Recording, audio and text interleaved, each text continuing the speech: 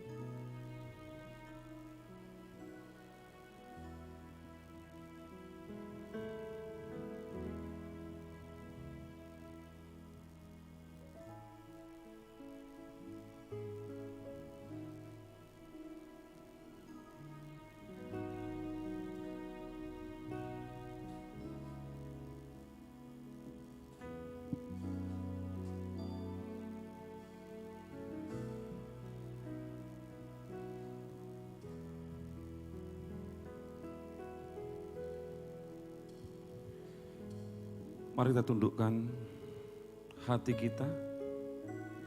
Mari kita datang ke Tuhan dengan ketulusan hati kita. Karena Dia Allah yang besar. Kita berdoa.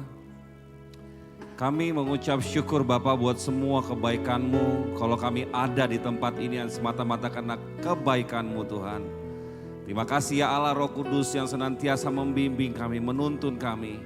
Biarlah Tuhan Engkau jadi pemenang dalam hidup kami. Supaya kami selalu mengikuti Engkau.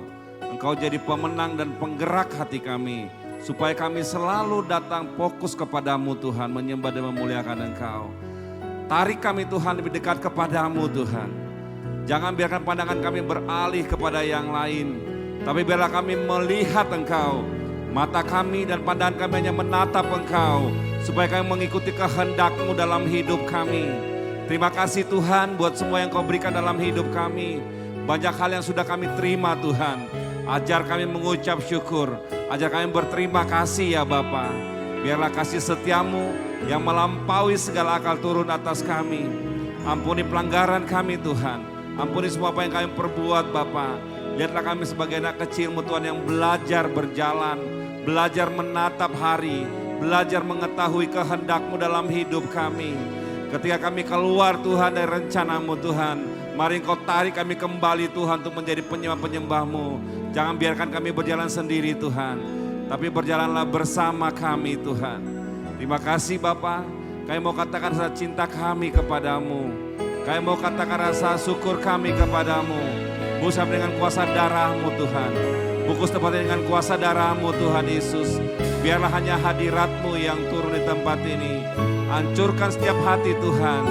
Dan sadarkan kami akan semua kesalahan kami. Terima kasih Bapa. Terima kasih Tuhan Yesus. Kami memuji Engkau Bapa. Amin.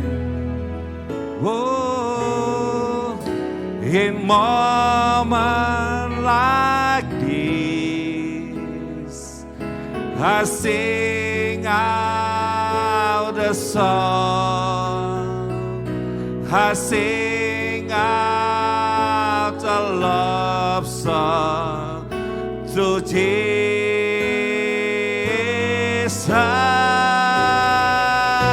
In moment like this, I lift up my hand. Mari kita berdiri, kita katakan, I lift up my hand to the Lord.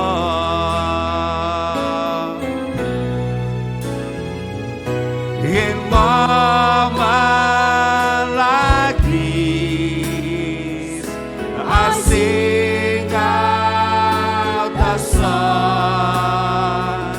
I sing out a love song to Jesus.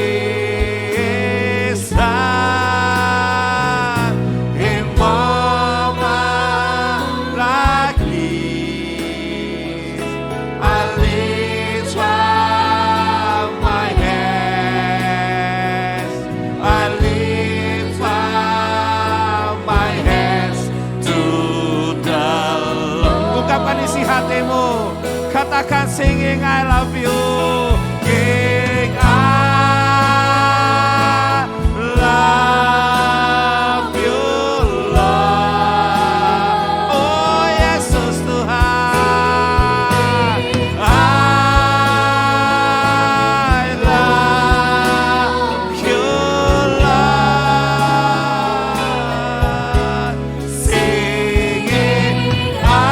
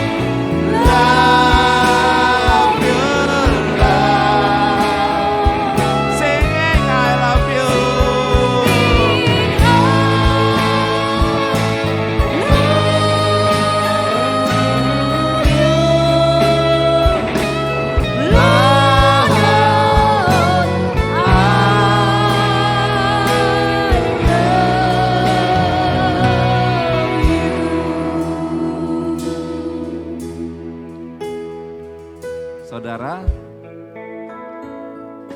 kita sama-sama tahu bahwa Yesus mengasihi kita, amin. Dia mencintai kita lebih dari apa yang kita pikirkan. Dia mengasihi kita, buktinya apa? Dia kasih napas, dia kasih kesehatan, dia kasih semuanya dalam hidup kita. Dia ampuni kita, itu bentuk cintanya kepada kita. Dia sertai kita, waktu kau sakit Tuhan sembuhkan. Waktu kau keadaan terpuruk Tuhan bangkitkan, Tuhan kasih solusi. Hari ini Tuhan mau nuntut kita. Katakan rasa cintamu kepada Dia sebagai tanda cintanya kepadamu. Amin. Singing I love you Lord. Thank you Lord, my Lord.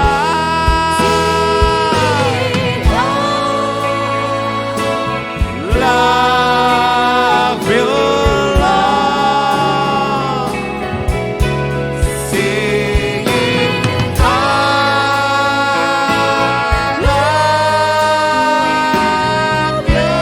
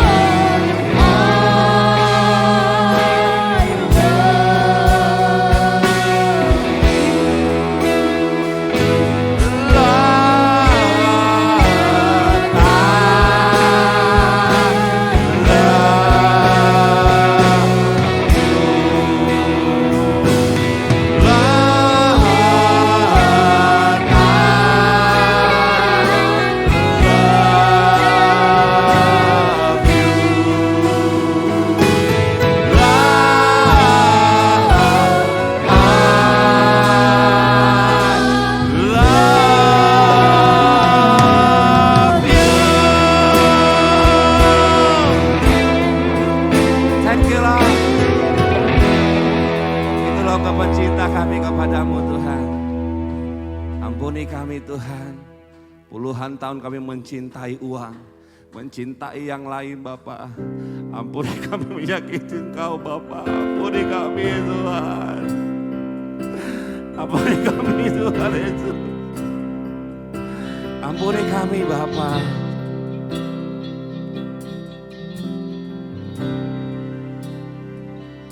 I love you Lord, for your mercy never fails me. All my days I've been in your hands. From the moment that I wake up until I lay my head, oh, I will sing of the goodness of God.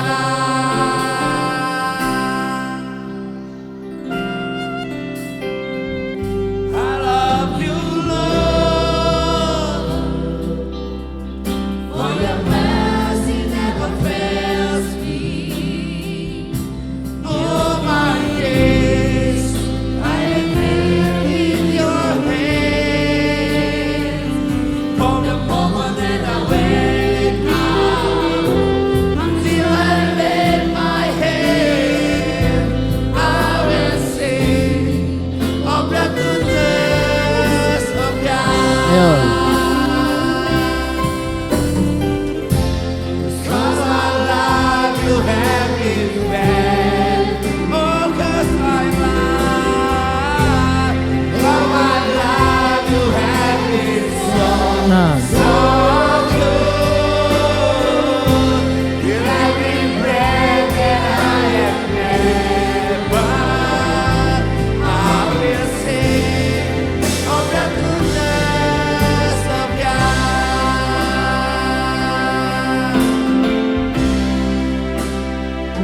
I love your voice. You have led me to the fire. Darkness night. No others. I know you as a father. Know your hands of rain. I will live under the goodness of God. All my life you have been bad. All my life you have been so good. Every breath that I have never, I will sing of the goodness Ya, bridge. Your goodness is running after me, oh my God. Your goodness is running after me. With my life laid down, I surrender now. I give you everything. Your goodness is running after me.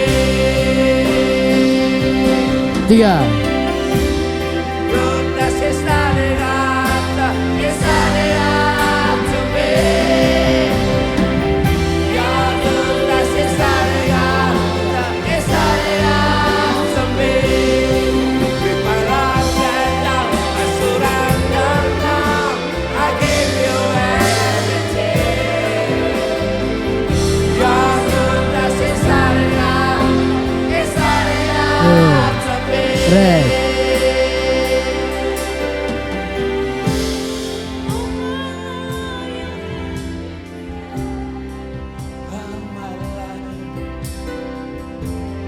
All my life you have been so good. Every breath that I have never, I will sing of the goodness Ya, awal. of God. Ku cinta Kau Tuhan, ku cinta Kau, ku cinta Kau. Kasih-Mu nyata dalamku, hidupku dalam tangan kasih-Mu. Sejak saat ini sampai napasku berhenti, ku nyanyi kebaikan-Mu Tuhan.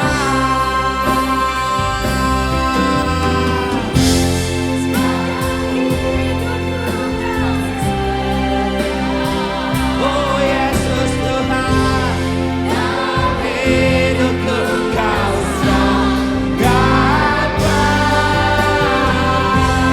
Napasku memuliakan-Mu, ku nyanyi kebaikan-Mu. Suara-Mu Bapa,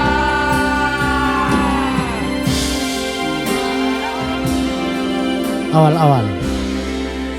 mencarikan mataku dalam Kau ada bagiku. Benar Tuhan, ku tahu sanggup Kau Bapakku, Kau Tuhanku. Ku saksikan kebaikan-Mu Tuhan, dalam hidupku Kau nyata, dalam hidupku Kau satu. Terima kasih Yesus Tuhanku.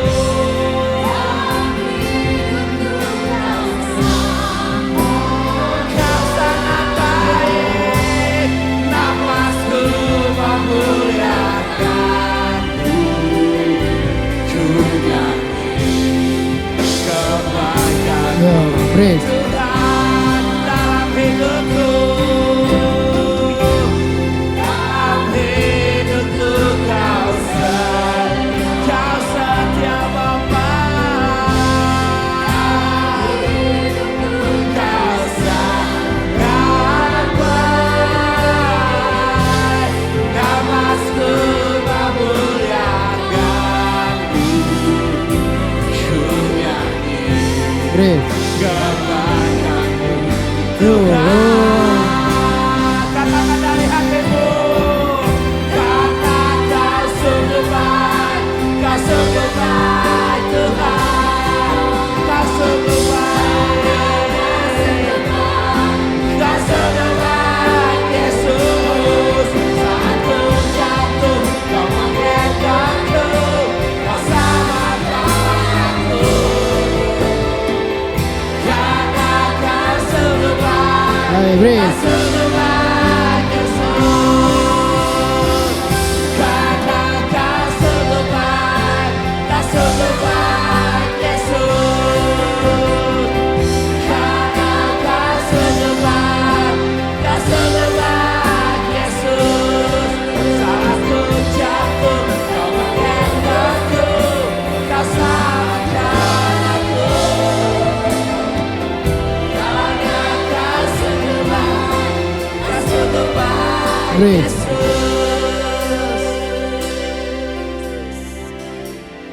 Apa kau merasakan ketika kau jatuh Tuhan gendong kau? Apa kau merasakan pertolongan Tuhan dalam hidupmu? Waktu kau putus harapan, waktu banyak orang mengejekmu, meninggalkanmu, tapi ada satu pribadi yang datang. Ada satu pribadi yang datang mengunjungimu, mengajarkanmu, membangkitkanmu, yaitu Yesus Kristus. Bersyukurlah dari hatimu yang paling dalam.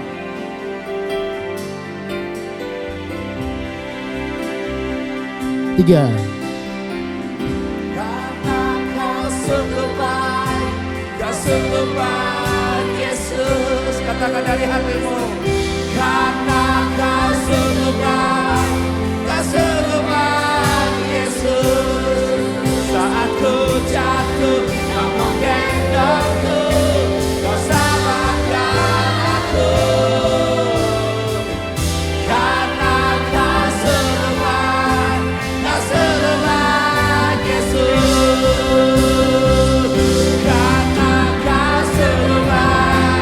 kosong. sembah Yesus, karena kau sembah Yesus. Saat ku jatuh, kau menggendongku, kau selamatkan aku. Karena kau sembah Ref. Yesus. Dalam hidupku kau sah. Amin. Thank you Lord. Dalam hidupku kau sah. Kau sangat baik Tuhan.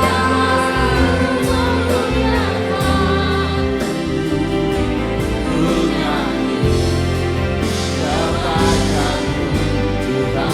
Ku nyanyi Ku nyanyi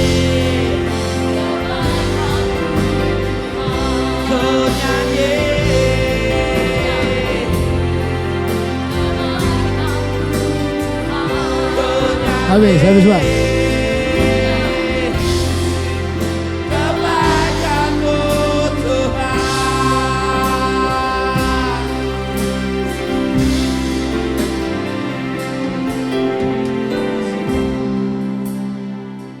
Terima kasih Tuhan. Kami mau katakan segala puji syukur padamu Tuhan. Terima kasih Bapak. Bes. Tuhan yang selamatkan Kau Tuhan yang selamatkanku. Katakan dari hatimu. Terima kasih Yesus. Oh Tuhan, Kau Tuhan yang pulihkanku. Terima kasih.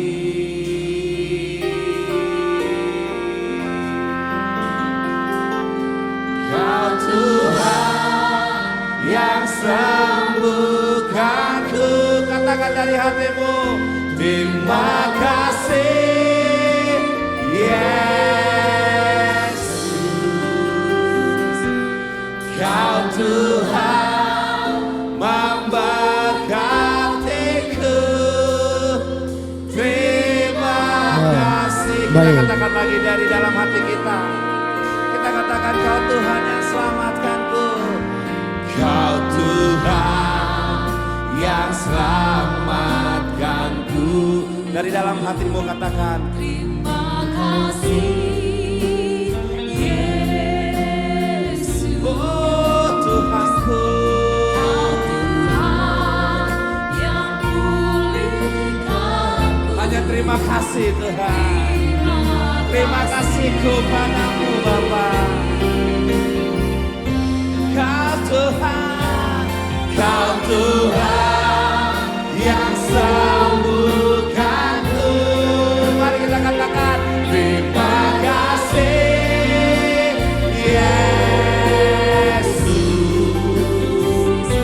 Kau Tuhan memberkatiku.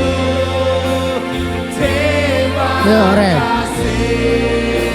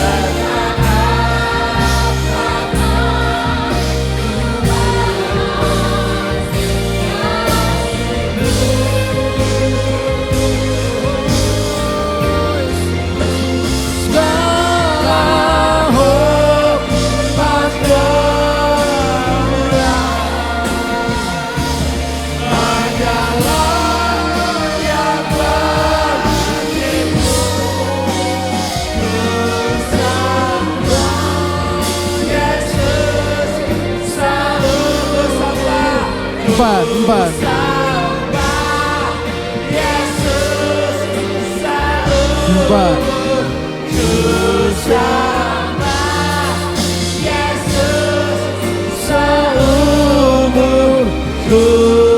Habis.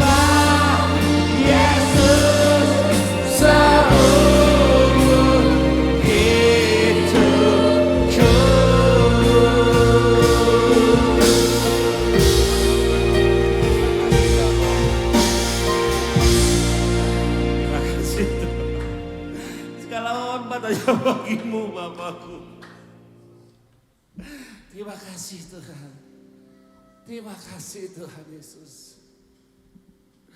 Terima kasih buat kebaikan-Mu Bapak. Terima kasih. Terima kasih Tuhan.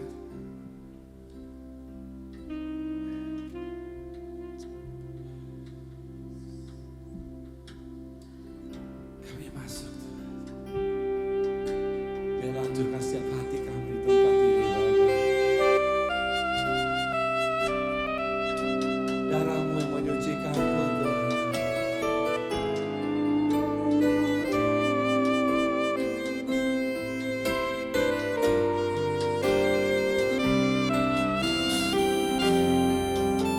Ya Bapak.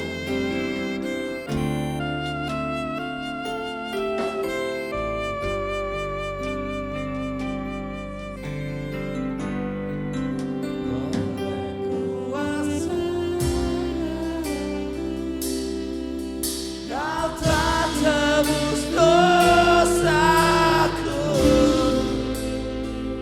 kekudusan-Mu melingkupiku, kasih-Mu mengalir, memulihkan hidupku, sungguh besar anugerah-Mu, Kau selamatkan hidupku, ku menjadi ciptaan yang baru. Bes. Turun. Yuk turun ya. Bes.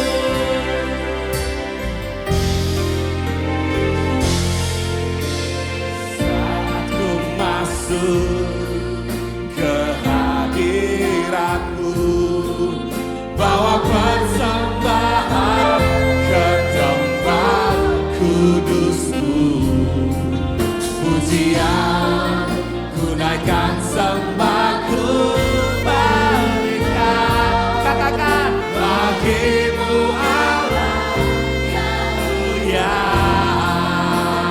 Kau Kau layakanku menghampiriku, Yesus Tuhan. melihat kata Terima kasih buat darah-Mu Bapa. Terima kasih buat darah-Mu Tuhan. pujian. Terima kasih buat cinta-Mu Bapa.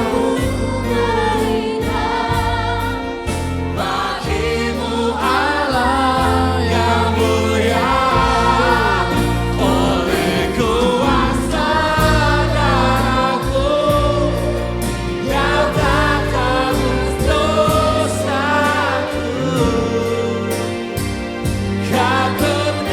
kekudusan-Mu melingkupiku,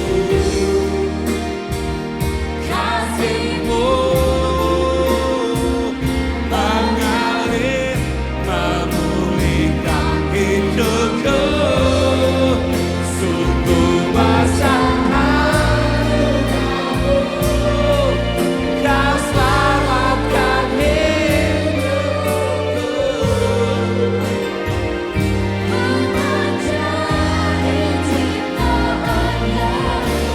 oleh kuasa darah-Mu. Ya rap. Langsung.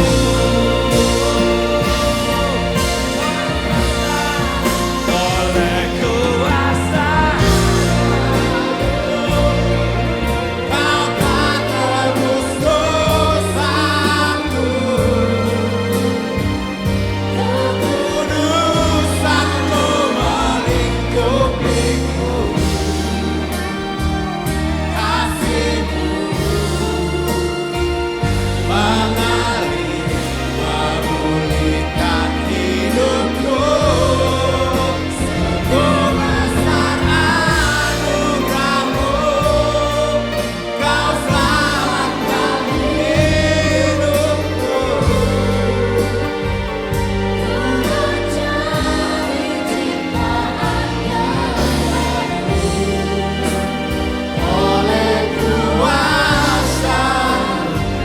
Goda.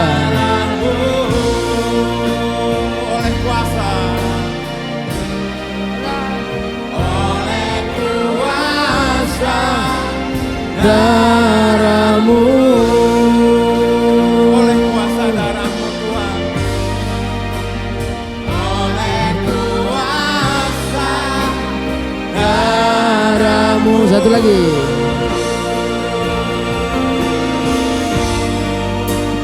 Oh habis.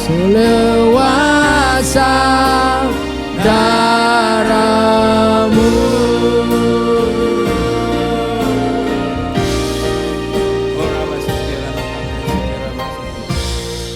Ku datang Tuhan, kudus, kuduslah, kuduslah Tuhan. Surga bumi menyembah. Kudus, kuduslah, kuduslah Tuhan. Surga bumi menyembah. Ku datang Tuhan, Kau datang Tuhan. Ku datang Tuhan, dalam hadirat-Mu berhiaskan seluruh surga sujud menyembah-Mu. Buka sungguh dan berseru. Ku datang Tuhan, dalam hadirat-Mu berhiaskan kekudusan. Dengan darah-Mu Tuhan, Tak. seluruh surga Tak. sujud menyembah-Mu. Buka sungguh dan berseru. Kudus, kuduslah, kuduslah Tuhan, Allah semesta alam. Kudus, kuduslah, kuduslah Tuhan. Surga bumi menyembah. Kudus, kuduslah, kudus, kuduslah, kuduslah Tuhan, Allah semesta alam. Kudus, kuduslah, kuduslah Tuhan. Surga bumi menyembah. Kudus, katakan Dia kudus. Ayo. 6. Kuduslah, kuduslah Tuhan, Allah semesta alam. Kudus, kuduslah, kuduslah Tuhan. Surga bumi menyembah. Kudus, kudus, kuduslah, kuduslah Tuhan, Allah semesta alam. Kudus, kuduslah, kuduslah Tuhan.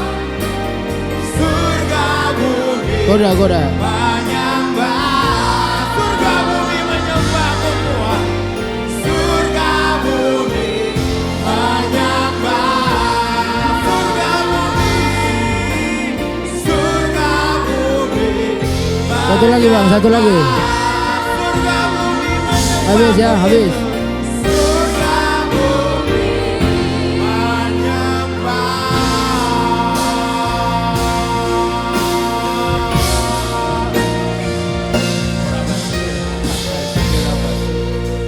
kasih Tuhan, terima kasih. Sekarang kami mendengar firman-Mu Tuhan, berbicaralah. Biarlah Engkau mengajar hari ini Tuhan, mengajari kami bagaimana hidup di hadapan-Mu Tuhan, untuk kemuliaan nama-Mu. Berbicaralah Tuhan, terima kasih dalam nama Yesus Kristus kami telah berdoa. Amin.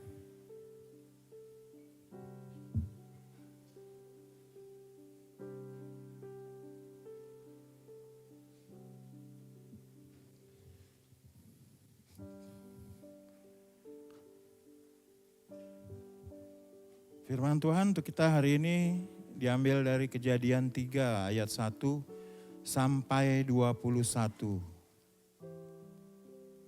Kejadian 3 ayat 1 sampai 21. Banyak yang diberkati hari ini.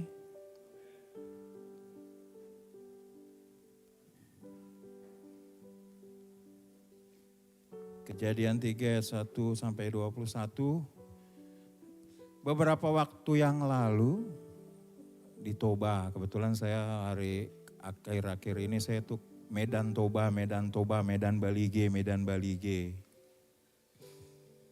Pas di kampung saya namanya Desa Bonandolok 2, Balige. Di situ kampung itu asalnya Siagian. Semua marga Siagian berasal dari situ. Jadi ketika saya di sana beberapa waktu yang lalu saya bertemu dengan seorang di sana. Saya panggil dia Bapak Uda. Dia cerita sama saya. Dia mau bertanya, katanya ini pertanyaannya gak pernah bisa dijawab oleh pendeta, oleh orang manapun. Gak pernah ada jawaban yang memuaskan bagi dia katanya. Apa itu Bapak Uda? Saya bilang kan. Gini, sebenarnya agama yang paling pertama itu, yang pertama itu sebenarnya agama apa? Itu pasti agama kebudayaan katanya dia. Saya bilang, oh gitu. Iya, karena permulaan peradaban dunia itu adalah kebudayaan. Jadi dia berpikir bahwa agama yang mengambil banyak hal budaya masuk ke dalam keyakinan mereka itu adalah agama yang paling pertama, paling asli lah istilahnya. Oh saya ngerti, maksud dia kan agama nenek moyang kita. Saya langsung berpikir, oh dia berpikir seperti itu. Karena ini dia kan nenek moyang kita, simbol-simbol tubuh katanya bahasa Bataknya ya. Seperti itu, oh saya berpikir, oh seperti itu. Iya, karena itu yang pertama, itulah yang asli, itulah yang benar. Oh seperti itu, gimana menurut Bapak? Dia bilang ke saya seperti itu. Akhirnya saya mau meluruskan pemikirannya dia bahwa kebudayaan itu adalah yang pertama. Padahal kalau kita tarik ke depan, kita mundurkan kembali dari kebudayaan sebelumnya ke Taman Eden, kita kembali ke Eden, disitulah manusia pertama jatuh ke dalam dosa. Disitulah permulaan kehidupan di mana ketika waktu Tuhan berfirman kepada manusia pertama ini, bahwa jangan kau makan buah pengetahuan yang baik dan yang buruk itu. Dan manusia itu melanggar perintah Tuhan dan akhirnya membuat dia dibuang. Itulah kehidupan pertama. Ketika manusia pertama ini merusak hubungannya dengan Allah, membuat ia dibuang ke bumi, dan kemudian di bumi mereka beranak pinak, makin banyak. Akhirnya terbentuklah kebudayaan dari masing-masing kelompok anak-anak manusia pertama ini. Ada yang pergi kemana, ada yang mereka membuat sesuatu macam-macam berbeda. Masing-masing punya, ada yang di pertanian dia bertani. Makanya kita coba baca dulu Kejadian 3 ayat 1 sampai 21. Adapun ular ialah yang paling cerdik dari segala binatang di darat yang dijadikan oleh Tuhan Allah. Ular itu berkata kepada dua perempuan itu, tentulah Allah berfirman, semua pohon dalam taman ini jangan kamu makan buahnya, bukan? Lalu sahut perempuan itu kepada ular itu, buah pohon-pohonan dalam taman ini boleh kami makan. Tetapi tentang buah yang ada di tengah-tengah taman, Allah berfirman, jangan kamu makan ataupun raba buah itu, nanti kamu mati. Tetapi ular itu berkata kepada perempuan itu, sekali-kali kamu tidak akan mati. Tetapi Allah mengetahui bahwa pada waktu kamu memakannya, matamu akan terbuka. Dan kamu akan menjadi seperti Allah, tahu tentang yang baik dan yang jahat. Perempuan itu melihat bahwa buah pohon itu baik untuk dimakan dan sedap kelihatannya. Lagi pula pohon itu menarik hati karena memberi pengertian. Lalu ia mengambil dari buahnya dan dimakannya. Dan diberikannya juga kepada suaminya yang bersama-sama dengan dia. Dan suaminya pun memakannya. Maka terbukalah mata mereka berdua dan mereka tahu bahwa mereka telanjang. Lalu mereka menyemat daun pohon ara dan membuat cawat. Ketika mereka mendengar bunyi langkah Tuhan Allah yang berjalan-jalan dalam taman itu pada waktu hari sejuk, bersembunyilah manusia dan istrinya itu terhadap Tuhan Allah di antara pohon-pohonan dalam taman. Tetapi Tuhan Allah memanggil manusia itu dan berfirman kepadanya, "Di manakah engkau?" Ia menjawab, "Ketika aku mendengar bahwa engkau ada di dalam taman ini, aku menjadi takut karena aku telanjang. Sebab itu aku bersembunyi." Firman-Nya, "Siapakah yang memberitahukan kepadamu bahwa engkau telanjang? Apakah engkau makan dari buah pohon yang kularang engkau makan itu?" Manusia itu menjawab, "Perempuan yang kau tempatkan di sisiku, dialah yang memberi dari buah pohon itu kepadaku, maka aku makan." Kemudian berfirmanlah Tuhan Allah kepada perempuan itu, "Apakah yang telah kau perbuat ini?" Jawab perempuan itu, "Ular itu yang memperdayakan aku, maka aku makan." Lalu berfirmanlah Tuhan Allah kepada ular itu, Karena engkau berbuat demikian, terkutuklah engkau di antara segala ternak dan di antara segala binatang hutan. Dengan perut mula engkau akan menjalar dan debu tanahlah akan kau makan seumur hidupmu. Aku akan mengadakan permusuhan antara engkau dan perempuan ini, antara keturunanmu dan keturunannya. Keturunannya akan meremukkan kepalamu dan kau akan meremukkan tumitnya. Firman-Nya kepada perempuan itu, "Susah payahmu waktu mengandung akan kubuat sangat banyak. Dengan kesakitan kau akan melahirkan anakmu, namun kau akan birahi kepada suamimu dan ia akan berkuasa atasmu." Lalu berfirman-Nya kepada manusia itu, "Karena engkau mendengarkan perkataan istrimu dan memakan dari buah pohon yang telah kuperintahkan kepadamu, jangan makan daripadanya, maka terkutuklah tanah karena engkau. Dengan bersusah payah engkau akan mencari rezekimu dari tanah seumur hidupmu.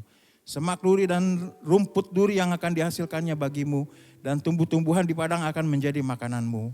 Dengan berpeluh engkau akan mencari makananmu, sampai engkau kembali lagi menjadi tanah, karena dari situlah engkau diambil. Sebab engkau debu dan engkau akan kembali menjadi debu." Manusia itu memberi nama Hawa kepada istrinya, sebab dialah yang menjadi ibu semua yang hidup. Dan Tuhan Allah membuat pakaian dari kulit binatang untuk manusia dan untuk istrinya itu, lalu mengenakannya kepada mereka. Demikian firman Tuhan. Kehidupan yang manis antara Allah dan manusia di Eden seketika dirusak oleh ular itu, iblis di dalam ular itu. Mulai dari situlah hubungan kita terpisah dari Tuhan, dan kemudian Adam dan Hawa dibuang ke bumi, dan kemudian mereka hidup berkembang. Dari sinilah mulai kebudayaan, kebiasaan manusia yang beragam, dan muncul beragam-ragam kepercayaan manusia. Ada yang percaya pohon, ada yang menciptakan, ada dewa, ada yang berkata bahwa matahari adalah Tuhannya. Mereka mencari Tuhan menurut cara-cara mereka sendiri. Mulailah dari situ. Jadi perkataan yang mengatakan bahwa agama kebudayaan yang pertama ada di bumi itu tidak benar. Karena kebenaran pertama adalah bagaimana Tuhan dengan manusia itu dirusak hubungannya. Dan dari situ Tuhan berencana untuk mengembalikan hubungan itu. Mulai dari Eden, Tuhan sudah berpikir, sudah merencanakan untuk mengembalikan hubungan yang rusak itu dengan manusia. Karena Dia sangat mengasihi kita. Mulailah dari situ Tuhan berpikir, gimana ini? Dia berikan nabinya, dia kirim nabinya, dia berikan hukumnya. Dia berikan para pemimpin-pemimpin agama, imam-imam, hakim-hakim. Dia berikan aturan mainnya. Dia berikan Taurat kepada Musa. Dia berikan amsal-amsal, nasihat-nasihat, pengkhotbah-pengkhotbah. Supaya kita bisa berjalan di dalam ketaatan Tuhan, dalam kebenarannya itu. Menunggu sampai Kristus janjinya itu datang. Hukum-hukum sebelum Kristus itu datang adalah untuk mengarahkan kita, mempersiapkan kita untuk menerima kedatangan Sang Mesias Juru Selamat. Sehingga banyak manusia di situ kehilangan Tuhan. Mereka membuat masing-masing cara menurut apa yang bisa mereka lakukan. Mereka lihat pohon agak bentuknya bagus-bagus, agak ini, dia jadikan Tuhan. Kita buka di Kejadian 4 ayat 3 sampai 5. Kejadian 4 ayat 3 sampai 5. Setelah beberapa waktu lamanya, maka Kain mempersembahkan sebagian dari hasil tanah itu kepada Tuhan sebagai korban persembahan. Habel juga mempersembahkan korban persembahan dari anak sulung kambing dombanya, yakni lemak-lemak. Maka Tuhan mengidahkan Habel dan korban persembahannya itu, tetapi Kain dan korban persembahannya tidak diindahkannya. Lalu hati Kain menjadi sangat panas dan mukanya muram. Disinilah Adam melahirkan 2 orang anak, Kain dan Habel. Mereka seorang petani satu, Kain, dan Habel adalah seorang peternak domba. Tapi ketika mereka mempersembahkan korban, mempersembahkan persembahannya untuk Tuhan, Habel mempersembahkannya dari kambing dombanya. Sedangkan Kain dari sayur mayur, karena dia seorang petani, orang yang berkebun menanam sayur. Dan Tuhan menerima apa yang dipersembahkan oleh Habel. Kenapa? Karena Tuhan memberikan kepada Adam pesan bahwa hanya oleh karena darah yang ditumpahkan, maka pengampunan dosa itu bisa terjadi. Di Eden sebenarnya Tuhan sudah menyatakan ini, menatakan nubuat ini waktu Tuhan membuat baju Adam dan Hawa dari kulit binatang. Di situ adalah Tuhan lagi memberitahu kepada manusia itu bahwa dengan penumpahan darah dosamu bisa diampuni. Gambaran baju yang diberikan Tuhan berupa kulit binatang itu adalah nubuatan bahwa nanti rencanaku bahwa aku akan turun ke dunia ini, aku sendiri akan menumpahkan darahku bagimu. Karena untuk menebus manusia harus manusia, maka dia harus turun menjadi manusia. Kegagalan Adam di sini adalah tidak pernah memberikan pelajaran kepada Kain. Atau Kain sendiri mungkin merasa sok-sokan, aku akan memberikan semua yang terbaik untuk Tuhan. Dia berikan betul yang terbaik sayur mayur, tapi itu bukan aturan Tuhan, tidak begitu. Itu yang terbaik. Makanya kadang-kadang kita mencari Tuhan dengan cara kita sendiri. Tuhan ada aturan mainnya, yaitu ada tertulis di dalam firman Tuhan yang sudah diberikan kepada kita manusia di dalam bentuk Alkitab. Disitulah semua aturan-aturan Tuhan. Kita nggak bisa, ini yang terbaik. Ini hasil kebunku yang paling bagus kita persembahkan. Tuhan gak mau, gak suka. Karena apa? Karena aturannya udah begini ya begini. Kita harus mengikuti Tuhan, bukan Tuhan yang mengikuti kita. Niat baik kita, keinginan baik kita untuk menyenangkan hati Tuhan. Kalau tidak sesuai dengan aturan yang Tuhan buat, ya tidak bisa. Disinilah kegagalan Adam memberitahu bahwa pemberian baju dari kulit binatang itu adalah nubuatan. Di situ Tuhan lagi memberikan perintah bahwa harus ketika engkau mempersembahkan sesuatu kepadaku harus ada darah yang dicurahkan. Harus ada darah yang dicurahkan untuk pengampunan dosamu. Karena upah dosa adalah maut. Jadi harus darah. Darah itu kan mengandung nyawa di dalamnya. Makanya kita orang-orang Kristen gak boleh makan darah. Karena di dalamnya ada nyawanya. Seperti itu. Inilah kegagalan Adam kepada Kain. Dan begitu banyak juga kegagalan orang-orang tua sekarang kepada anaknya, tidak pernah bisa memberikan duplikasi. Memberikan sesuatu yang kita miliki, cinta kita akan Tuhan kita duplikasikan ke mereka. Anak-anak sekarang juga akhirnya sibuk dengan dirinya sendiri. Sibuk dengan handphonenya, ketika dilarang gak mau. Anak-anak mudanya sibuk dengan game-game online. Kegagalan orang tua gak bisa menduplikasi. Begitu juga dengan banyak nabi-nabi. Hakim-hakim zaman dulu, Samuel berhasil memimpin Israel.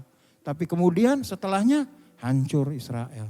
Kegagalan seorang pemimpin agama, seorang pemuka agama untuk membawa umatnya untuk mencintai Tuhan.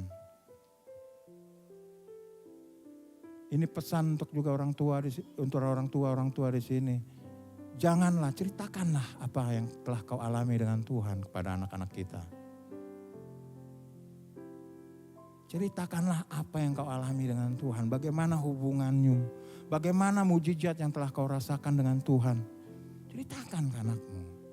Kau ceritakan kepada anak kita bahwa Tuhan itu baik. Kemarin mama begini. Ternyata Tuhan bilang begini. Ternyata Tuhan bebaskan mama dari hal-hal seperti ini. Itu kan cerita yang enak. Tapi untuk zaman sekarang itu susah. Yang orang tua bisa lakukan hanya nih duit jajan. Iya kan? Nih pergi ya nak sekolah. Dia untuk perlu belajar kirim ke bimbel. Untuk belajar kerohaniannya masukin sekolah minggu. Enggak semuanya itu didapat dari situ semua. Orang tua berperan besar di sini. Kita bisa lihat kegagalan Adam kepada Kain. Akhirnya pembunuhan pun terjadi. Dibunuhlah adiknya Habel. Orang benar itu. Dan berteriaklah darahnya kepada Tuhan. Mari kita orang tua, mulai kita di dalam hidup di dalam Tuhan, mencintai Tuhan, mengasihi Tuhan, mencari kebenarannya dan duplikasikan. Berikan itu ke anak-anak kita. Berikan itu. Ceritakan itu semua kebaikannya. Bagaimana mujizat yang kita alami. Bagaimana Tuhan bebaskan kita dari banyak hal. Bagaimana Tuhan sembuhkan kita dari banyak hal, dari banyak penyakit.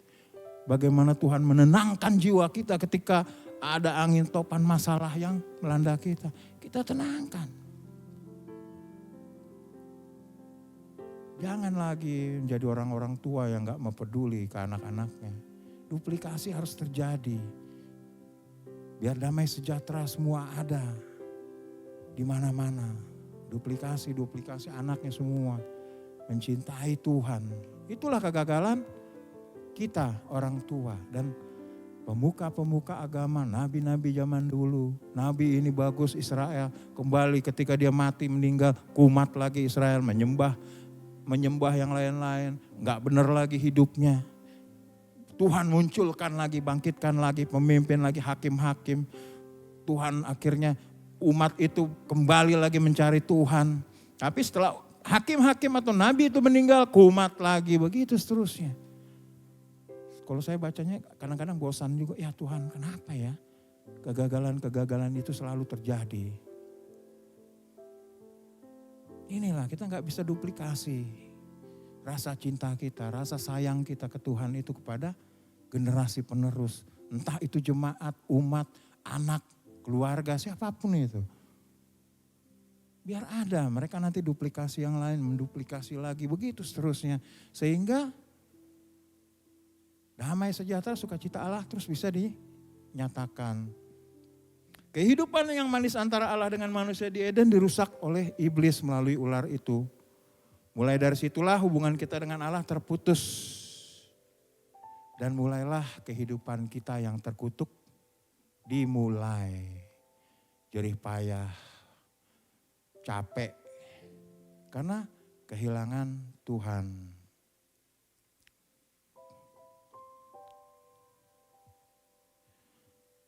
Jadi rencana Tuhan setelah kejatuhan manusia di Eden, rusaknya hubungan itu adalah mengembalikan hubungan yang terputus itu kepada kita. Tuhan sudah berencanakan bahwa harus ada orang, manusia yang turun ke bumi. Manusia yang seperti apa?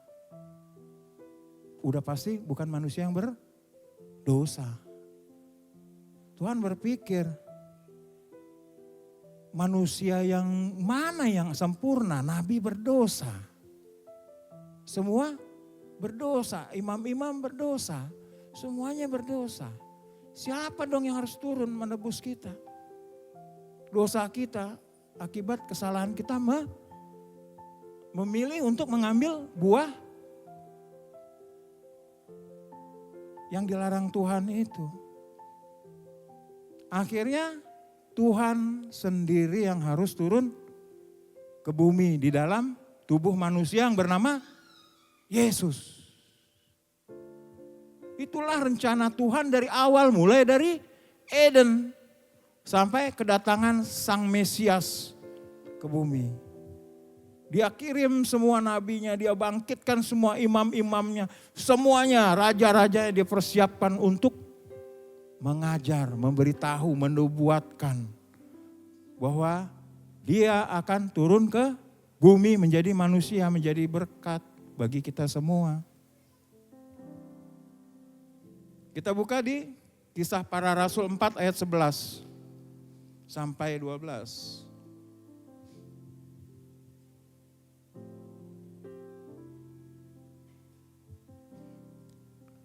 Yesus adalah batu yang dibuang oleh tukang-tukang bangunan, yaitu kamu sendiri. Namun ia telah menjadi batu penjuru. Dan keselamatan tidak ada di dalam siapapun juga selain di dalam Dia. Sebab di bawah kolong langit ini tidak ada nama lain yang diberikan kepada manusia yang olehnya kita dapat diselamatkan. Demikian firman Tuhan. Yesus bagi orang yang percaya itu akan menjadi berkat. Tapi bagi yang gak percaya itu akan menjadi batu sandungan. Kenapa? Kita gak lagi bisa bebas.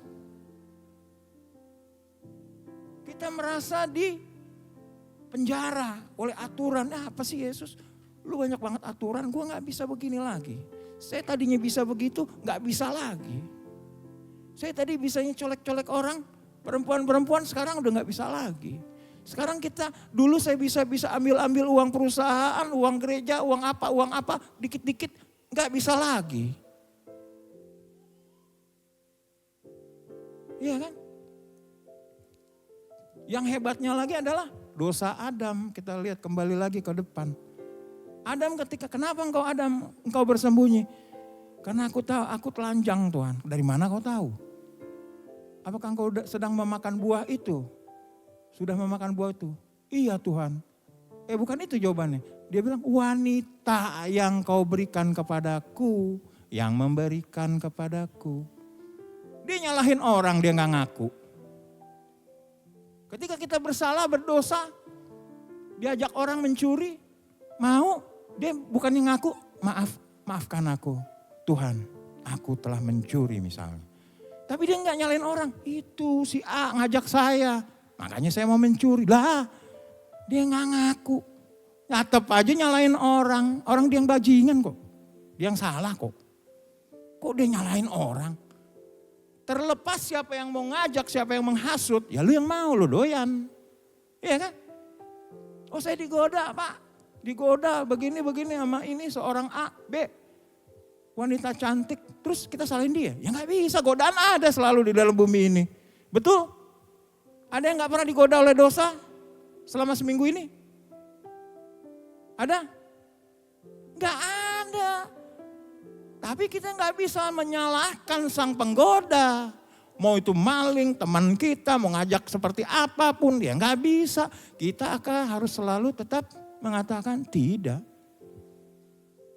Tidak, wanita itu yang ngejar-ngejar saya. Wanita itu yang memberikan buah itu ke saya. Begitu juga wanita itu menyalahkan ular. Lah, aturannya udah jelas. Tuhan bilang jangan.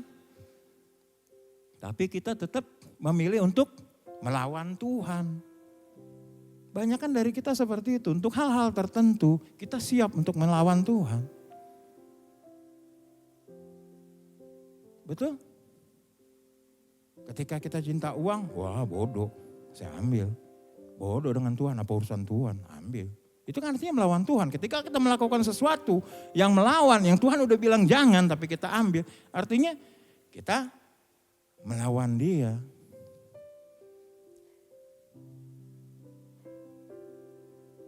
Kita adalah kumpulan orang-orang yang berani melawan Tuhan. Kenapa? Karena hati kita enggak tetap kepada dia. Masih ada kekasih-kekasih lain. Bukan dia saja kekasih kita. Padahal kesempurnaan sangat sempurna. Tuhan sangat sempurna. Enggak ada hal lain di dalam dirinya yang tidak sempurna. Yang tidak kita bisa harapkan. Sempurna. Kalau kita sama istri kita, sama suami kita mungkin ada, oh yang no lebih ganteng, yang no lebih cantik, yang no bisa aja. Tapi ini di dalam Tuhan kan gak bisa. Tuhan adalah udah segalanya. Gak ada kekurangannya. Oh lo lebih banyak duitnya si Anu. Gak mungkin ya, Tuhan yang punya segalanya. Kalau dia punya segala-galanya, gak ada bandingannya. Itu aja bisa kita selingkuhin Tuhan, apalagi yang cuma di rumah. Seperti itu. Ketika Tuhan tegur kita, belajarlah dari Daud. Dia mengambil Betseba, istri Uria. Ketika zaman raja-raja berperang, dia tidak berperang. Dia main di sotoh rumah dan dia lihat Betseba mandi. Akhirnya dipanggil dan kemudian ke istana dan hamillah Betseba. Daud berpikir langsung lebih gila lagi. Gimana cara bunuh Uria suaminya. Padahal Uria ini adalah termasuk dalam triwira. Pasukannya, prajuritnya yang bisa melawan satu orang tuh melawan 1000 orang. Itu termasuk dalam triwira, itu pasukan-pasukannya Daud. Yang mendampingi Daud berkuasa sampai dia berkuasa. Dibunuh juga karena keinginannya. Tapi ketika Nabi Nathan datang menegur Daud, hatinya langsung hancur. Iya Tuhan. Dia langsung menjatuhkan dirinya dalam debu. Merobek bajunya. Bukan nuduh-nuduh yang lain. Itu perempuan itu Tuhan. Ular itu Tuhan yang membuat aku seperti ini. Yang gak bisa. Dirimu. Bukan ular itu, kita gak bisa nyalakan iblis. Gak bisa nyalakan orang lain. Dirimu sendiri. Langsung jatuh ke dalam debu seperti Daud. Ya Tuhan. Ketika Nathan bilang, engkaulah itu raja. Langsung Daud jatuh. Ya Tuhan, aku. Biar semua kesalahan ini menimpa aku. Akhirnya mulailah hukuman itu berjalan. Tuhan memaafkan, mengampuni dosanya. Tapi hukuman tetap berjalan. Mulailah tulah itu berjalan kepada keluarga Daud. Mulailah kekacauan terjadi di dalam rumah tangganya, di dalam istananya. Sampai dia akhirnya keluar dari istana itu, diusir oleh Absalom. Karena dia berusaha mengambil kerajaan Daud. Tapi Daud tidak pernah Tuhan tidak pernah membuang Daud. Kemudian Daud kembali setelah Absalom mati dan dia memerintah lagi, bahkan lebih lagi dengan hati yang hancur. Hati yang hancur di dalam Tuhan adalah ukuran. Kalau hati kita keras susah. Hati yang hancur adalah bukti kerendahan hati kita. Bukan hati yang gagah-gagahan. Makanya perlu hati kita itu dihancurkan, dilembutkan. Gak lagi keras, melawan. Ada aja alasannya ketika ditegur. Gak ada alasan kita untuk membenarkan diri. Gak ada alasan kita untuk melawan Tuhan atas semua yang Tuhan sudah lakukan. Di dalam menunggu datangnya Sang Mesias, aturan-aturan itu sudah Tuhan berikan kepada kita. Taurat, 10 hukum Taurat, banyak nasihat di Amsal dan di Maleaki tentang persembahan, tentang persembahan perpuluhan. Ya. Di sini saya mau menjelaskan tentang persembahan perpuluhan. Banyak gereja mengatakan itu kan zaman dulu, perjanjian lama. Ngapain lagi kita memberikan persembahan itu? Ngapain lagi kita memberikan? Karena itu aturan lama, gak lagi berlaku sekarang. Padahal firman Tuhan bilang satu noktah pun, satu titik pun di dalam firman ini tidak boleh diadakan. Itu tetap berlaku. Betul? Ada amin? Betul. Makanya sampai saat ini engkau dikutuk, terkutuk, sakit-sakitan. Karena tidak melakukan apa yang Tuhan berikan. Kita buka di Maleaki 3 ayat 7 sampai 12. Sejak zaman nenek moyangmu, kamu telah menyimpang dari ketetapanku dan tidak memeliharanya kembali kepadaku. Maka aku akan kembali kepadamu, firman Tuhan semesta alam. Tetapi kamu berkata, dengan cara bagaimanakah kami harus kembali? Bolehkah manusia menipu Allah? Namun kamu menipu aku. Tetapi kamu berkata, dengan cara bagaimanakah kami menipu engkau? Mengenai persembahan persepuluhan dan persembahan khusus. Kamu telah kena kutuk, tetapi kamu masih menipu aku. Ya, kamu seluruh bangsa. Bawalah seluruh persembahan persepuluhan itu ke dalam rumah perbendaharaan. Supaya ada persediaan makanan di rumahku dan ujilah aku. Firman Tuhan semesta alam. Apakah aku tidak akan membukakan bagimu tingkap-tingkap langit dan mencurahkan berkat kepadamu sampai berkelimpahan? Aku akan menghardik bagimu belalang pelahap, supaya jangan dihabisinya hasil tanahmu, dan supaya jangan pohon anggur di padang tidak berbuah bagimu. Firman Tuhan semesta alam. Maka segala bangsa akan menyebut kamu berbahagia, sebab kamu ini akan menjadi negeri kesukaan. Firman Tuhan semesta alam. Demikian firman Tuhan. Jadi ujilah, cobalah Tuhan. Lihat apa yang dia akan lakukan ketika kita melakukan apa yang dia bilang.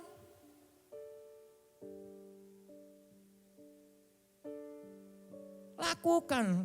Kita lihat apa sih yang mau Tuhan kerjakan. Apa sih yang akan terjadi besok 10 hari lagi. Lakukan. Karena persepuluhan akan dipergunakan Tuhan untuk memberi makan hamba-hambanya yang melayani di rumah Tuhan. Ya tanpa itu, pendeta saya banyak duitnya Pak, gini-gini. Ya bukan ke situ, ini masalah perintah. Dan itu tidak ada satu ayat pun yang mengatakan bahwa itu dihilangkan. Karena firman Tuhan bilang satu titik pun dari semua firman Tuhan ini tidak boleh ditiadakan. Enggak bisa kita bilang, oh ini banyak gereja bilang untuk apa, untuk ini, untuk ini. Ya enggak bisa, ini enggak bisa ditiadakan. Makanya kenapa? Hidup kita susah, selalu susah. Karena untuk kesejahteraan rumahnya kita tidak pernah pikirkan. Tuhan gak menyebutkan jumlah. Berikanlah persepuluhan. Berikanlah persembahan khususmu. 10% dari hasil apa yang kamu dapat. Persepuluhan itu berasal dari kata masher. Di bahasa Ibraninya artinya pekerjaan. Hal-hal apapun yang kamu hasilkan dari pekerjaanmu, berikan. Ya, berikan dalam amplop, masukkan, tulis namamu. Biar kita diberkati. Ya berapapun, 10%. Kau dapat 100.000, 10.000. Supaya kita tidak hidup di dalam kutuk. Karena kita selama ini sudah terkutuk. Susah ya, kok susah banget ya. Kok susah banget ya, begini-gini aja ya hidup ya. Berikan itu, karena engkau mengasihi Tuhan. Berikan itu dengan sukacita. Dengan berdoa untuk kemuliaan-Mu Tuhan. Inilah yang bisa aku berikan. Inilah apa yang bisa aku lakukan. Jangan seperti Kain, Tuhan suruh darah dicurahkan, dia bikin sayur mayur. Ya gak diterima. Yang pas-pas aja, gak usah ditambah-tambah, gak usah dirubah-rubah, pas aja.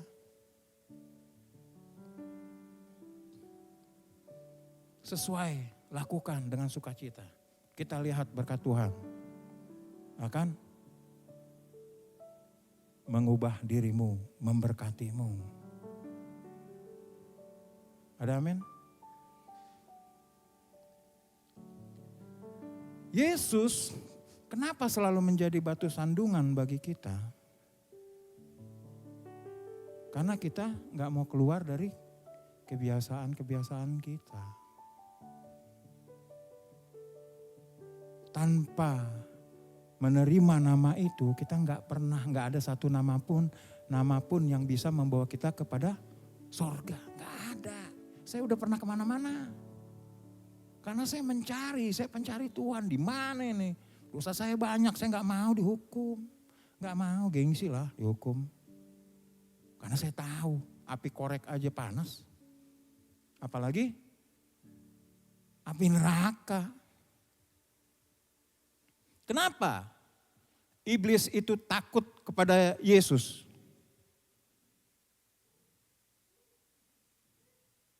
Tentu kita bertanya, kenapa iblis itu takut kepada Yesus?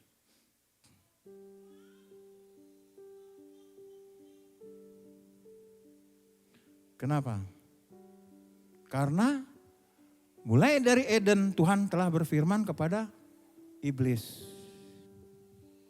bahwa hanya keturunannya lah yang akan meremukkan kepalamu.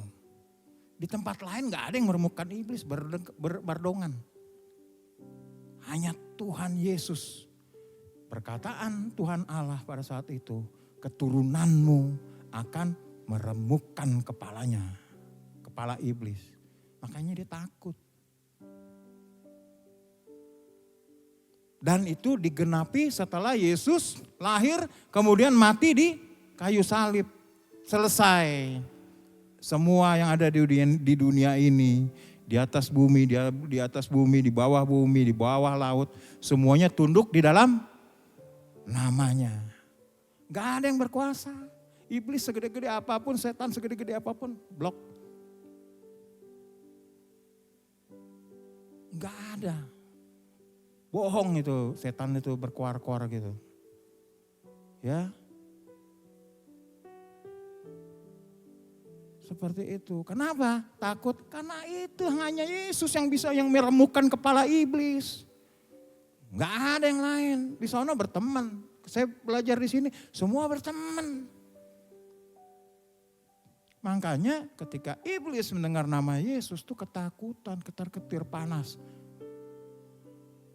Dengan berbagai cara dia akan mulai menghancurkan kita.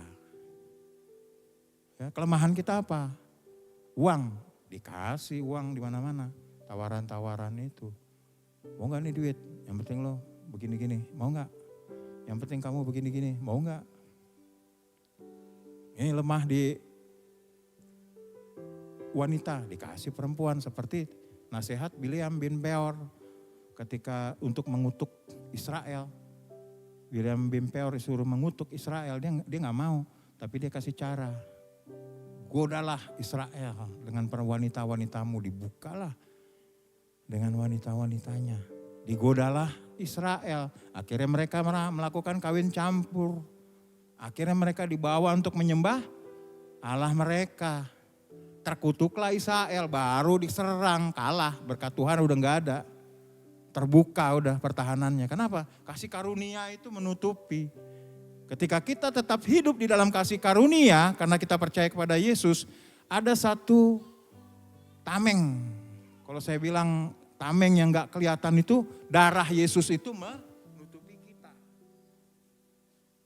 Makanya orang-orang percaya Yesus gak pernah kena santet, gak pernah kena guna-guna.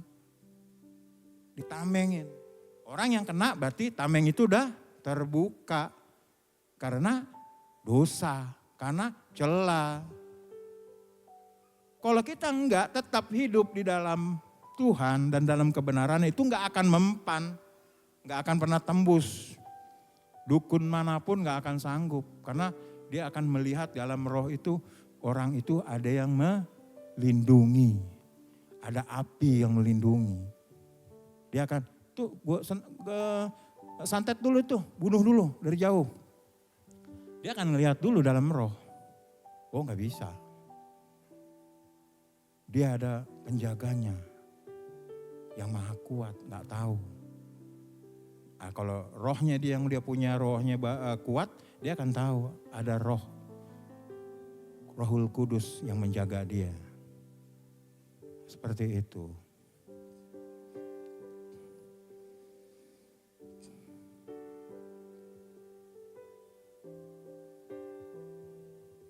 Itulah makanya sayangnya ketika Yesus turun ke bumi, kita masih banyak yang tersandung.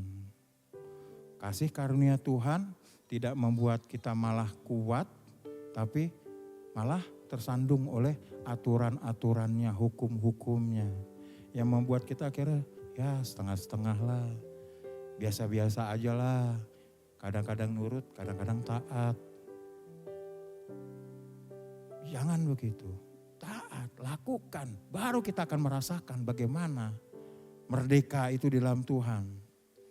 Kita masih sering, kebebasan kita untuk memilih itu masih sering kita pergunakan untuk mengambil buah itu. Tuhan kasih kebebasan kita untuk memilih melakukan sesuatu. Tuhan gak mau memaksa kita karena kita bukan robot. Tuhan mau kita melakukan sesuatu itu karena lasni roha, holong kasih kepada Tuhan. Bukan dipaksa. Melakukan firman itu bukan dipaksa. Aku mengasihimu Tuhan. Karena apa? Karena Tuhan sudah melakukannya, mengasihi kita lebih dulu. Holong, bukan dipaksa. Bisa aja Tuhan paksa. Gak mau. Beda dengan iblis memaksa. Kita gak suka dengan orang itu, ketika kita dipelet kita terpaksa, kok suka ngeliat dia? Iya kan? Dipaksa orang itu untuk melakukan perintah kita. Kalau Tuhan gak mau, holongmu, kasihmu kepada Tuhan tunjukkan bagaimana dengan tetap fokus, tetap berjalan di dalam kebenaran itu. Jadi kebebasan memilih itu selalu sampai sekarang. Dosa Adam dan Hawa itu masih sampai sekarang kita selalu lakukan. Lihat buah itu, enak kali, petik. Padahal Tuhan bilang jangan. Jangan, tapi bulak-balik. Dibuang lagi dari Taman Eden, istilahnya seperti itu. Kita kenal Tuhan awal-awal, ngelihat buah itu, lakukan lagi. Kita makan lagi, kita nikmati lagi. Akhirnya kita di luar daripada Taman Eden itu. Karena ketika Yesus masuk, kita menerima dia sebagai Tuhan dan Juru Selamat sebagai dalam sukacita. Surga itu masuk ke dalam hati kita. Kita hidup di bumi ini seperti di surga. Kenapa surga itu indah? Kenapa surga itu menyenangkan? Karena ada Tuhan di situ. Kita bersama-sama dengan dia hidup. Kita nggak terpisah dari dia. Itulah arti surga. Tidak terpisah dari dia, berjalan bersama dia. Tapi Tuhan udah kasih pendamaian dalam Yesus. Kita selalu kembali lagi mau menyalahgunakan kebebasan kita untuk memilih dosa. Mengambil buah itu terus. Kenapa? Karena buah itu sepertinya menarik, kata Adam. Mungkin kata kita, mungkin sebagian di sini. Karena buah itu terlihat menarik.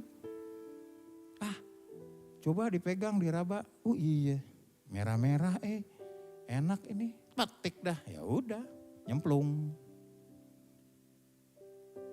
Ya, pergunakanlah kebebasanmu untuk memilih. Kalau orang-orang teolog bilang itu free will, pilihan bebas. Kebebasan yang udah Tuhan kasih kepada kita itu untuk memegang perintah Tuhan, memegang aturannya, memegang hukumnya, mengingatnya dan menjalaninya. Itu. Apakah kita mau keluar dari Taman Eden, Firdaus? Lagi, seperti pada zaman itu, ketika kita sudah merasakan dia, Tuhan pulihkan dia, kita damai sejahtera, enak ya, kemana-mana, tenang.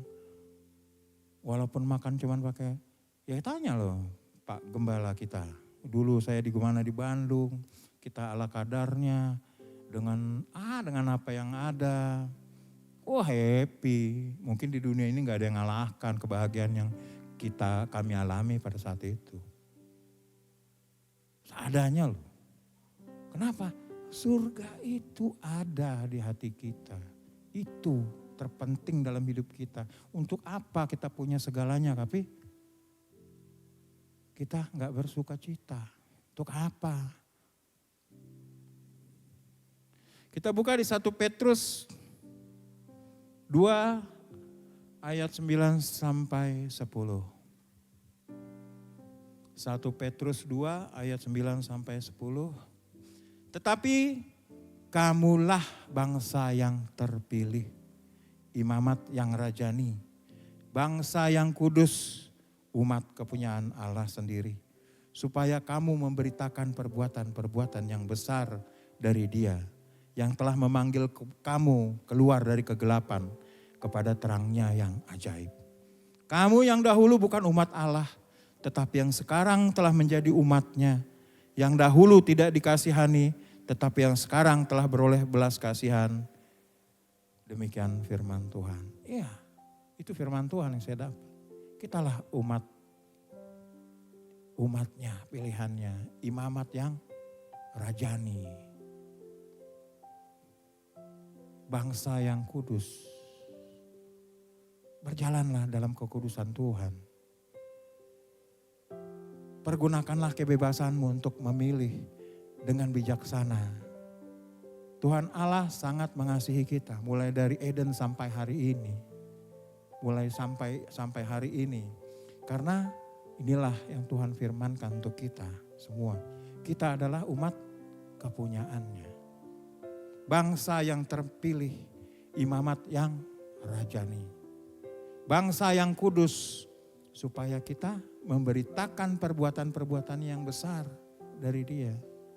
Kita yang dahulu bukan umatnya, kita yang dahulu adalah yang terbuang. Tetapi yang sekarang menjadi umatnya, yang dahulu tidak dikasihi tetapi yang sekarang telah beroleh belas kasihan.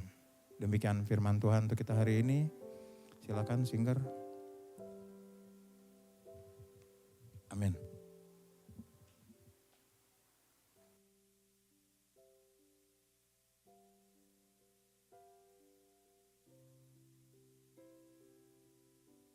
Ya, satu hal yang kita tahu saudara-saudara dari firman Tuhan hari ini adalah saya mau ingatkan kita semuanya, pikiran adalah pintu untuk setan menghancurkan kita. Setan itu menghancurkan masuk lewat pikiran kita. Makanya sering sekali banyak orang ketika tidak bisa menjaga pikirannya, dia akan menerima banyak tawaran-tawaran. Ini enak diambil, ini enak diambil, ini enak diambil. Padahal dia tidak tahu resikonya. Satu hal yang bisa membentengi seseorang dari pikirannya adalah ketika dia mencintai Tuhan. Seorang laki-laki, seorang perempuan tidak akan selingkuh ketika dia mencintai pasangannya. Kalau tidak ada cinta, maka dia akan gampang tertarik dengan yang lain. Karena pikiran manusia akan selalu bicara tentang ini kurang, ini belum, ini enak, ini, coba sana, coba sini. Itulah yang membuat kita sering jatuh bangun dalam dosa. Makanya saudaraku, setan sangat tahu kenapa perempuan itu digoda lewat pikirannya. Karena manusia mudah jatuh dalam pikirannya sendiri. Makanya saudara yang terkasih, mari kita ambil keputusan kita untuk mencintai Tuhan. Mengikuti apa yang di dalam hati kita, yaitu apa? Roh Kudus dalam hati kita. Jangan biarkan hidup kita, pikiran kita ditawar oleh apapun.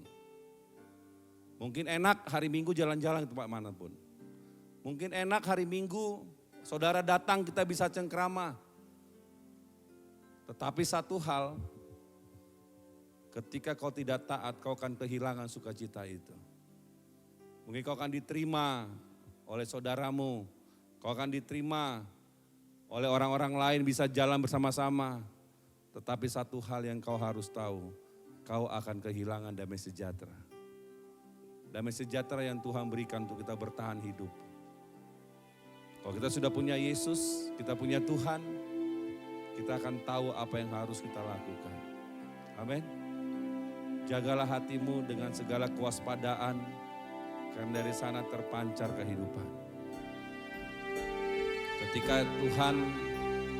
Ketika Allah Bapa merencanakan sebuah keselamatan kepada setiap orang, satu modalnya yaitu cinta. Biarlah cinta itu tinggal dalam hati kita. Kita mau benar-benar mengasihi Tuhan kita. Amin. Mari kita berdiri. Ku sembah Kau, Bapa pencintaku. Ku sembah Kau, Yesus penebusku. Darah-Mu tebusku, pulihkan hidupku. Ku sembah, ku muliakan nama-Mu. Baik. Mari persiapkan hati kita. Kita akan masuk ke perjamuan kudus sebentar lagi. Ku sembah Kau, Bapa pencintaku. Ku sembah Kau, Yesus penebusku. Darah-Mu tebusku, pulihkan hidupku.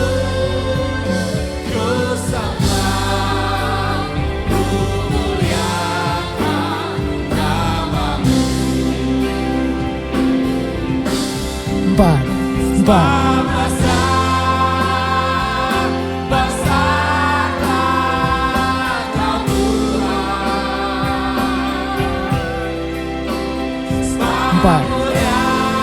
Empat. Empat.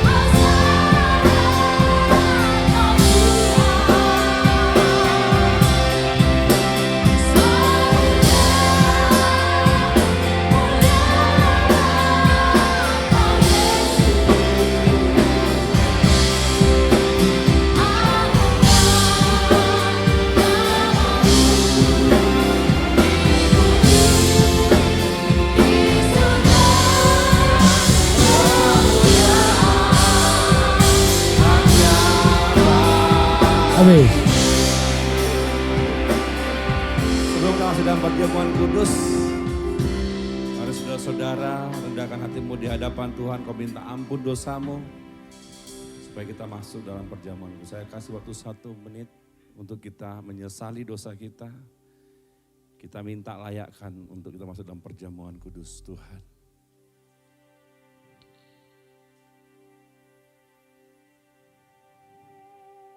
Engkau dengarkan penyesalan kami Bapa.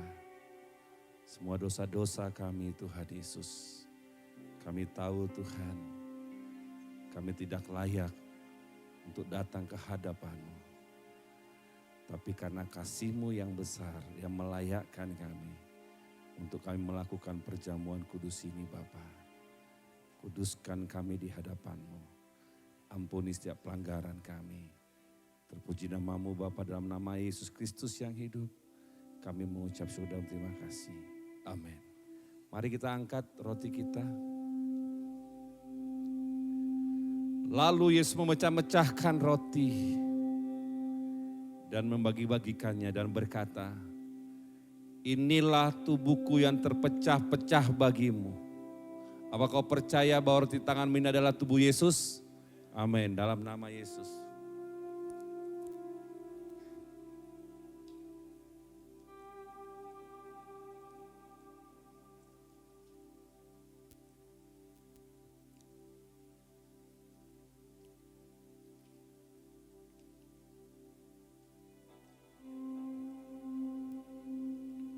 Mari kita angkat anggur kita. Lalu Yesus mengambil cawan anggur dan memberikan kepada murid-muridnya dan berkata, inilah darahku, darah perjanjian dicurahkan bagimu sebagai tanda peringatan akan kasihku kepadamu. Apakah kau percaya bahwa anggur tanganmu adalah darah Yesus? Amin, dalam nama Yesus.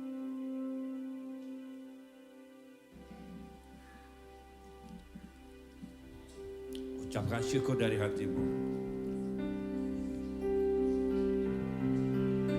Sebab besar, besarlah Kau Tuhan. Sebab mulia, mulialah Kau Yesus.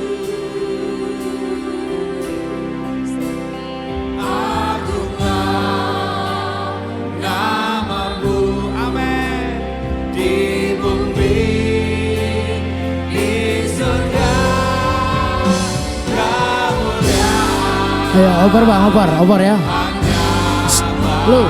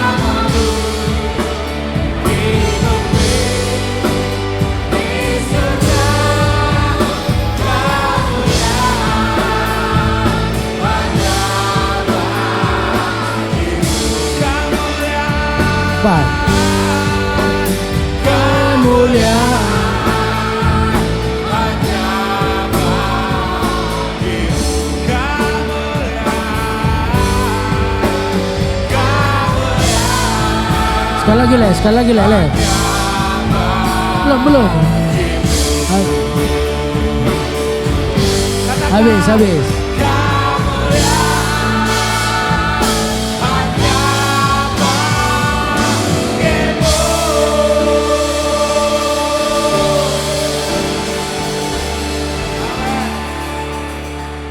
kasih Tuhan, mari kita bersuka cita. Kita mau meloncat-loncat buat Tuhan. Seindah pelangi, kita mau menari buat Dia. Amin.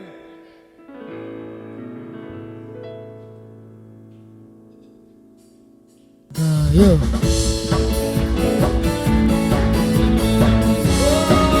Kau indah Tuhan.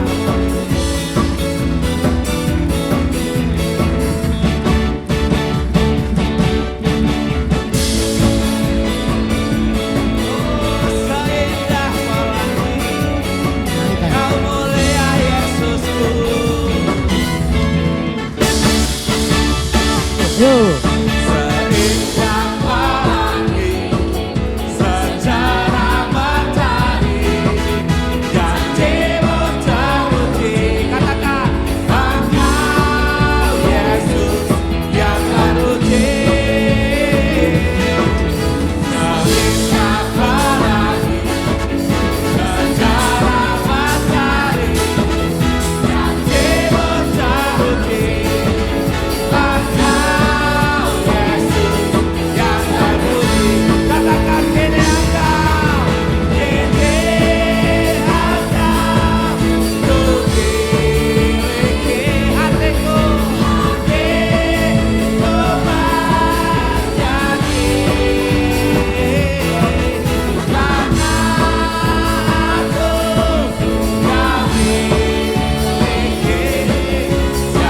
Yuk intro.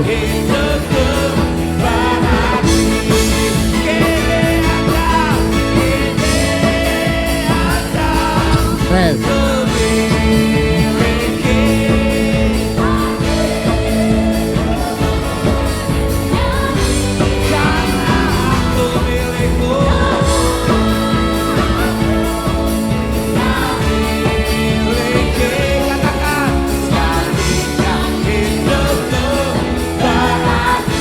Ya ending.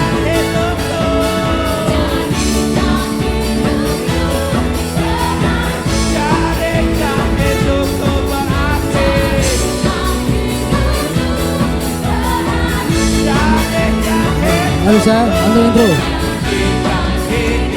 Ayo. Yo. Da da dang dang dang dang dang dang da da da da da da da.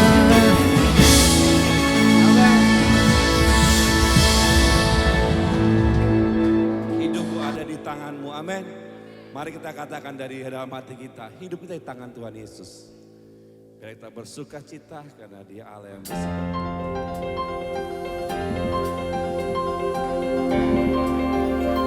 Mari kita bersuka cita buat Dia. Oh Yesusku, hidupku ada di tangan-Mu. Kau beri rancangan yang terindah. Katakan, yang baik saja yang terterima. Walau tubuhku dirembukan, walau jiwaku tergoyahkan. Katakan, Roh-Mu yang memberi penghiburan.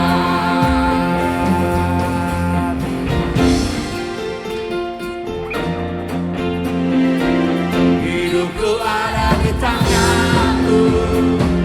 Kau beri rancangan yang terindah. Katakan, hanya yang baik saja yang terterima.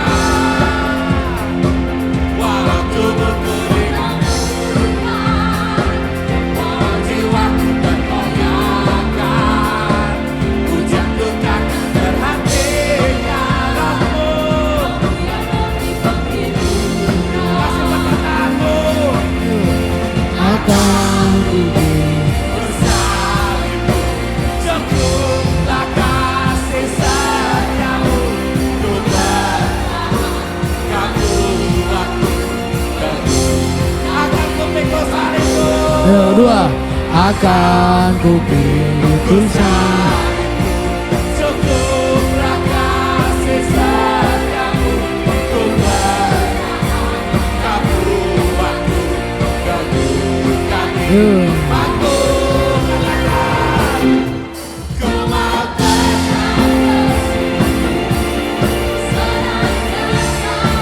Dengar suara Bapak kan? Enggak dengar?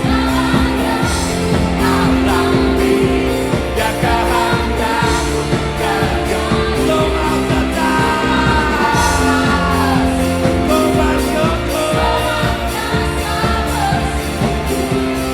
hatiku kan bersuka, sebab hari ini hari yang Yuk intro.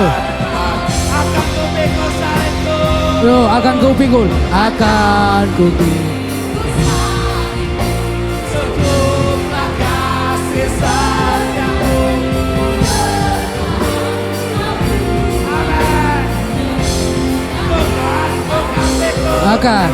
akan ku beri kursa. Cukuplah kasih setiamu.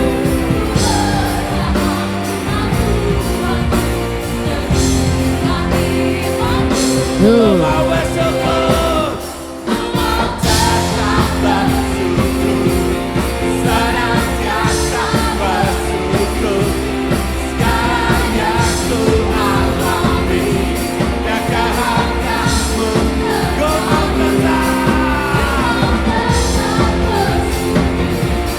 senantiasa bersyukur.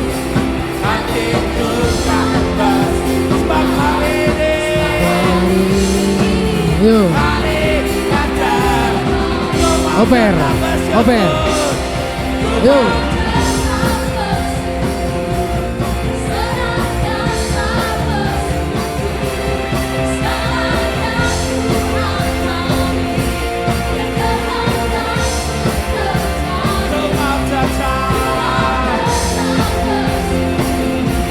One drum ya drum. Habis ini ya. Breakdown habis ini.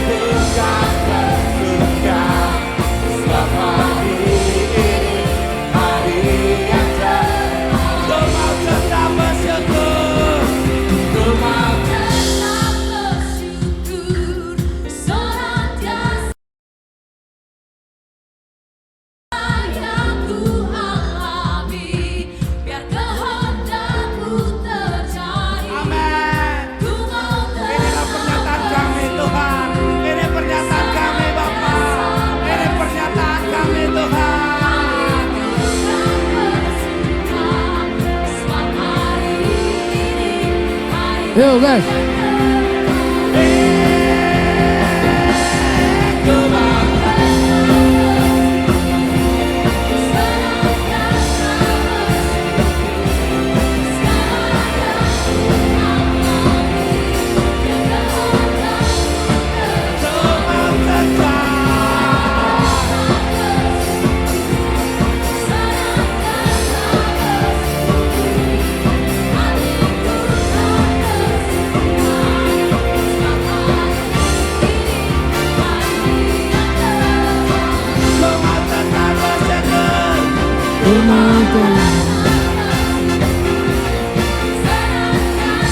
Oh maksudnya habis ini reggae ya ada.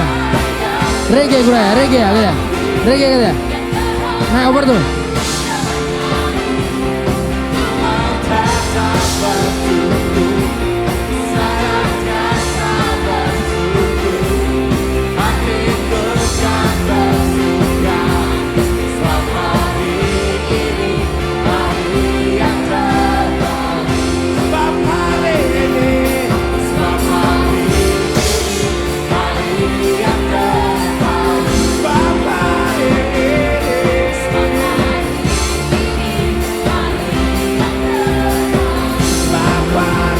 Habis. Yo.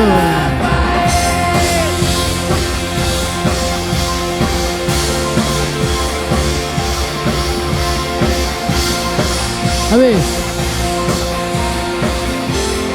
Amin.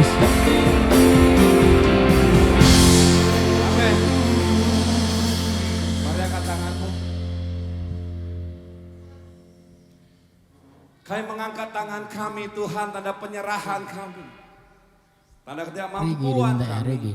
Reggae. Biarlah tanganmu melekat atas tangan kami dan mengalir yang ada padamu kepada kami Tuhan. Untuk menguatkan kami, meneguhkan kami, menyempurnakan kami. Biarlah tanganmu ketuaan atas kepala kami. Dan mengurapi kami, menguduskan dan mentahirkan kami. Biarlah damai sejahtera turun atasmu. Cinta kasih turun atasmu. Kekuatan dan berkat dari Allah Bapa, pencipta langit dan bumi. Dari Yesus Tuhan yang telah mati bagimu. Dari Roh Kudus Roh Allah yang tinggal diam, mengajar dan merawat engkau sampai Tuhan menjemputmu. Dalam satu nama, Yesus Kristus Tuhan. Mari semua kita yang percaya berkata, amin. Ku berikan Rasa oleh padaku walls. penciptaku. Ya. Sebagai bukti terima kasihku pada Yesus Bapa Tuhanku. Ku berikan rasa hormatku pada Tuhan penciptaku. Sebagai bukti terima kasihku pada Yesus Bapa Tuhanku. Pada Yesus Bapa Tuhanku. Pada Yesus Habis. Bapa